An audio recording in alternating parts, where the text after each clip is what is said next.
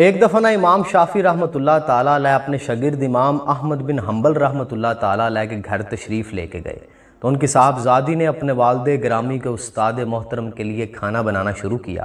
انہوں نے اپنی بیٹی کو بتایا، پتہ میرے استاد کے اندر دو کوالٹیز ہیں، ایک وہ کھانا کم کھاتے ہیں، دوسرا وہ تہجد کی نماز کبھی نہیں چھوڑتے۔ تو انہوں نے ان کے کمرے کے اندر کھانا سرو کیا، ساتھ ایک برتن کے اندر پانی رکھ دیا، تہجد کی نماز پڑھنے کے لیے، وضو کرنے کے لیے پانی رکھ دیا وہاں پہ۔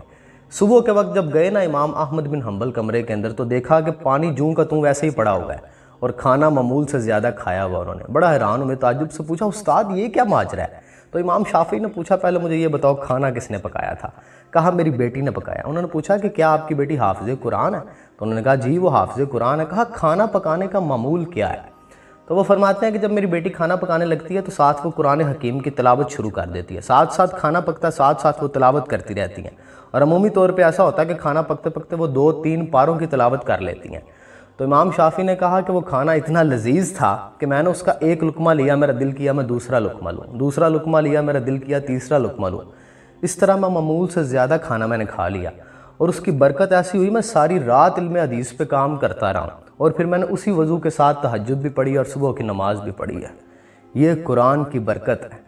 ہمارے ہاں کلچر ہوا کرتا تھا، صبح کی اذان کے وقت صبح ہو جاتی تھی، سارا گھر اٹھ جاتا تھا، نماز کا اہتمام کیا جاتا تھا، قرآن حکیم کی تلاوتوں سے گونجتا تھا گھر، چھوٹے چھوٹے بچے اٹھتے تھے اپنی ماؤں کی تلاوت کی آواز سن کے، الارم کی آواز سن کے نہیں۔